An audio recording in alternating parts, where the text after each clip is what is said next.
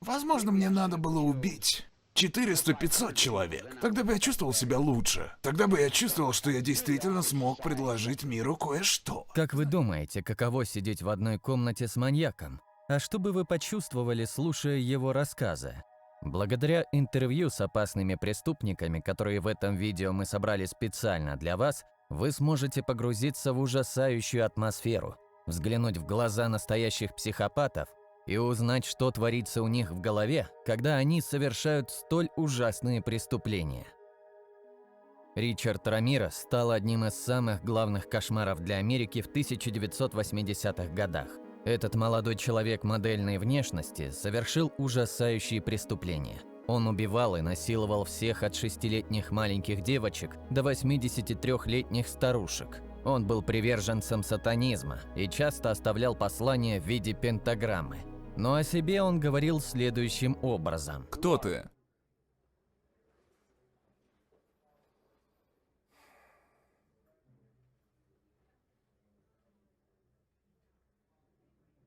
Просто человек. Всего Ричард Рамирес нападал на людей 10 раз и убил 13 человек. И все-таки, спустя большой промежуток времени, полиция смогла выйти на его след. Когда стражи порядка поняли, кто же стоит за серией ужасных убийств, они разместили в местных газетах фотографию преступника. Разъяренные жители всего за несколько часов нашли и поймали Ричарда Рамиреса, при этом сильно его избив. Это интервью очень трудно смотреть, так как преступник полностью опровергал обвинения в совершенных преступлениях. Помимо этого, он уверяет ведущего, что все серийные маньяки всего лишь продукт времени. Вы убили 13 человек? Будет неуместно, если я буду комментировать свои обвинения и свое дело на стадии рассмотрения здесь, в Сан-Франциско. Почему? Потому что я подал апелляцию. Вы обжалуете решение, потому что вы невиновны? Вы не убивали 13 человек? Да, верно. Вы не убивали 13 человек. Еще раз, будет неуместно, если я буду комментировать что-либо по этому вопросу. Вы попали в группу очень редких людей в этой стране. Вы сейчас в группе Чарльза Мэнсона, Теда Банди. Вы заявили, что не совершали этих убийств, но сейчас вы находитесь здесь. Насколько все серийные убийцы делают в маленьком масштабе то, что правительство делает в большом масштабе. Они продукт времени, а сейчас время кровопролития. Даже у психопатов есть эмоции, если копнуть глубже, а может быть и нет. У вас есть эмоции, Ричард? Без комментариев. Как вы думаете, что делать в ситуации, если у вас не может быть детей? Многие ответят, что отличным вариантом будет усыновить ребенка, но не всегда этот способ будет самым лучшим. Приемные родители Бет Томас очень сильно пожалели, когда удочерили ее, и вот почему. Кто тебя боится, Бет? Джон. Твой брат? Почему твой брат тебя боится? Я принесла ему столько боли. Ага. Хорошо, и... Что по вечерам твои родители делают с твоей дверью? Закрывают на замок. Почему они закрывают ее на замок? Потому что они не хотят, чтобы я навредила Джону. Они боятся, что Джону навредят? Что, ты навредишь Джону? Угу. Окей. Они боятся, что ты им тоже навредишь? Эта милая с виду 6-летняя девочка в детстве подвергалась ужасному. Ее биологический отец насиловал ее. Из-за этих ужасов в ее жизни уже в столь раннем возрасте начали проявляться садистские наклонности. Девочка стала часто говорить, что хочет убить своих родителей и брата. А ты бы это сделала? Угу. Когда ты это сделаешь? Ночью. Окей, а почему ночью? Потому что я не хочу, чтобы они знали. Они ведь тоже могут меня убить. Что ты с ними сделаешь, Бет? Проткну. Окей, чем ты это сделаешь? Ножом. Ты колола булавками людей. Кого? Моего брата. Окей, ты не часто это делала? Или часто? Часто. Что ты пыталась сделать со своим братом? Убить. Почему ты хочешь, чтобы твой брат умер? Потому что мне причинили столько боли, и я не хочу находиться рядом с другими людьми. Кажется, почти всех серийных маньяков и убийц объединяет одно – психологические травмы. Если Бет Томас была травмирована еще в самом раннем возрасте ее отцом, то наш следующий персонаж, Ричард Куклинский, все свое детство провел в просто ужасной семье. Его мать свихнулась на религии и постоянно била детей. А отец был алкоголиком, который бывало избивал его до полусмерти. И это не просто громкая фраза. Один его сын в возрасте 8 лет как раз-таки умер после рукоприкладства любимого отца, который, к слову, даже не сел в тюрьму за такое. А вот младший брат попал в колонию за изнасилование и убийство 12-летней девочки. И как вы думаете, как в такой семье может вырасти нормальный человек? Я был человеком, который был способен причинить вред любому. В любое время.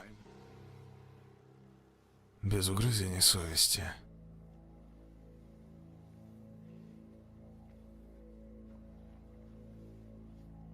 И я мог делать это снова и снова. Вы считаете себя ассасином? Ассасином? Звучит так необычно. Я был просто убийцей. Ричард Куклинский обвинялся в убийстве от сотни до 2,5 сотен человек во времена, когда он работал на мафии. Он был киллером, правда, не самым обычным. Из-за столь тяжелого детства Ричард получал настоящее удовольствие от убийств и, по его рассказам, совершал преступления даже в свои выходные. Нередко он в красках описывал то, как совершал свои убийства. Я начал как бы танцевать. Терпеть не мог освещение. Все эти вспышки света. Господи, как же я ненавидел этот свет. С ним ничего нельзя хорошо разглядеть. В глазах все было размыто. Но я все равно попытался подойти к тому парню. Я делал все эти странные телодвижения. И вот я приближаюсь к этому парню. Я с ним столкнулся. Но там все друг друга толкали. И у него случился сердечный приступ. Из-за гипотермии. Бывают случаи, когда преступники совершают убийство не из-за того, что им просто так захотелось, или из-за злости, а просто потому, что очень сильно привязались к своим жертвам. Джеффри Даммер как раз из этого числа маньяков. У меня было навязчивое состояние контролировать их. Не знаю, как выразиться. Обладать ими полностью. Не поэтому вы их убили? Да, именно. Не потому, что я был зол на них, не потому, что я ненавидел их, а потому, что хотел сохранить их при себе. И когда моя одержимость становилась все сильнее, я начал оставлять себе части их тел. Черепа и скелеты. Ничем не примечательный работник шоколадной фабрики совершил 17 убийств. В числе жертв были молодые мужчины, которых соблазнил Джеффри Даммер. Как рассказывал он сам в интервью, почти всех он расчленил, а некоторых даже пробовал на вкус. Это процесс. Это не случается за одну ночь. Когда ты деперсонализуешь человека и воспринимаешь его только как объект. Объект для удовольствия, а не как живого, дышащего человека. Так проще совершить то, чего не следует совершать. Именно так выражался ужасный маньяк и каннибал Джеффри Даммер о своих жертвах. Он смог скрываться от правосудия целых 10 лет после начала своего преступного пути. Первое убийство не было запланировано. В 1978 году я возвращался из магазина. У меня была фантазия взять какого-нибудь пассажира, привести его домой и иметь над ним полный контроль, и доминировать над ним. Это было самое первое преступление будущего серийного маньяка. Пассажиром стал 18-летний молодой человек. Джеффри Даммер привез его в дом к родителям, где задушил его, а затем расчленил. Труп он спрятал в канализацию. Об этом преступлении полиция узнала только после показаний самого маньяка. Помимо этого, Джеффри Даммер рассказал и то, как и где искал своих жертв. В конечном итоге я стал посещать бары для геев. И однажды я привел молодого человека в комнату отеля. Отель «Амбассадор». Я планировал предложить ему наркотики и провести вместе с ним ночь. У меня не было намерения причинить ему вред. Когда утром я проснулся, то увидел, что у него сломано ребро, у меня были синяки. И я понял, что избил его до смерти кулаками. Вы не помнили? Нет, ничего не помнил. Но этот случай запустил во мне желание продолжать эту волну. А иногда случается так, что ты встречаешь очень приятного человека. Тебе нравится с ним общаться, он втирается к тебе в доверие. Но потом оказывается, что этот человек вовсе не тот, за кого себя выдавал. Именно таким и был Тед Банди. Этот молодой человек с легкостью соблазнял девушек своей прекрасной улыбкой и харизмой. И самое опасное, что вы могли бы сделать, это довериться этому человеку. Ведь Тед Банди стал одним из самых обаятельных маньяков Америки, совершив 30 убийств и который даже после поимки опровергал свои преступления.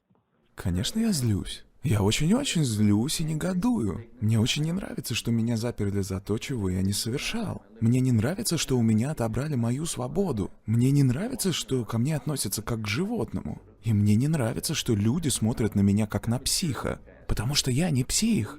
Я повзрослел за последний год. Поверьте мне, я вырос за этот последний год. И я научился принимать себя за этот год. Единственная проблема в том, что у меня нет возможности принять все это. Физический вред? Нет. Нет. Повторюсь, не в том контексте, в котором вы сейчас говорите. Ужасно трудно слушать, как Тед Банди опровергает свое причастие к убийствам и сочувствует семьям погибших. Он старался самостоятельно защищать себя и верил в то, что его приговор никогда не вступит в силу. Я думаю, что моя вероятность умереть от расстрела или в газовой камере равна вероятности того, что вы разобьетесь на самолете, возвращаясь домой. Надеюсь, что с вами этого не произойдет. То есть вы не просыпаетесь ночью от этой мысли? Никогда. Серьезно, такого ни разу не было, этого не случалось. Но самым жестоким серийным убийцей считается Чарльз Мэнсон. О преступлениях его и его секты снято несколько документальных фильмов, а в коллективном сознании его имя живет уже не первый десяток лет. Все потому, что даже в 21 веке в фильмах и сериалах вспоминают те самые ужасные преступления Чарльза Мэнсона и секты «Семья», которая была им создана. Вы боитесь смерти? Иногда мне кажется, что я боюсь жизни. Жизнь, вот что меня пугает. Смерть — это просто. Сколько я был в тюрьме? 34 года? 34 года, поэтому... Из 47 вы здесь 34? Я за решеткой. В тюрьме. Уже давно. Всю свою жизнь. Я здесь вырос. Поэтому я понимаю тюрьму, я понимаю себя и могу справиться с этим. Я обустроил свою камеру. У меня есть свой номер. Как у заключенного. Но на спинах разных людей, которые делают разные вещи, есть разные цвета. Это другой мир. Мне нравится мир, в котором я живу. А Рейгану нравится мир, в котором он живет. Вам нравится мир, в котором вы живете? Совершенно точно, это я. Вам нравится вся та боль, которую вы принесли людям? О, я не знаю боли. Я не знаю боли. У меня нет глубины боли. У меня нет глубины страдания. Я не знаю про глубину. Я не знаю о плохих вещах. Такие, как вы, наказываете меня всю мою жизнь. С тех пор, как мне исполнилось 10. Я был во всех исправительных школах страны. И вы говорите мне про боль? Все это по вашей вине. Нет, не вина. Это сила. Хорошая боль. Это дает понимание боли. Это неплохо, это хорошо. Даже сам Чарльз Мэнсон выделяет свои ужасные детские годы. Именно из-за ужасного обращения в детстве он вырос убийцей. Но почему его считают самым страшным маньяком Америки? Наверное, из-за того, что по его приказу совершались массовые убийства. Так семья убила известную актрису Шерон Тейт на 9-м месяце беременности, а вместе с ней еще несколько человек. В общем итоге маньяк и его секта убили 35 человек. Но даже имея неопровержимые доказательства, Чарльз Мэнсон продолжает опровергать свою причастность к убийствам. Если вы отсюда выйдете, то многие считают, что вы снова начнете убивать людей. Снова? У вас, ребята, неверная информация, я никого не убивал. Я не нарушал закон. Судья знает об этом. Но люди не хотят об этом слышать. Судья знает об этом, он умыл руки и сказал, что ничем не может помочь. Люди хотят этого. Судья такого не говорил. Это его слова? Нет, судья такого не говорил. Он встал и пожал руку. Судья сказал, что вы невиновны? А вы не виновны? Невиновен в чем? Да, только потому, что тебя обвинили в зале суда, это не означает, что ты виновен. Что значит, что ты виновен? Ты просто знаешь, что ты виновен. Как насчет Ши? А что насчет него? Его убили. Говорят, что вы убили его. Говорят. Кто говорит? Какая-то пожилая женщина? Какая-то индюшка в небе? Кто-то другой вам сказал, я говорю вам другое. Вы убили Ши? Черт, нет. Вы отрезали ему ухо? Да. Это были самые ужасающие интервью с серийными маньяками. Спасибо за просмотр и до встречи в следующих видеороликах. Пока!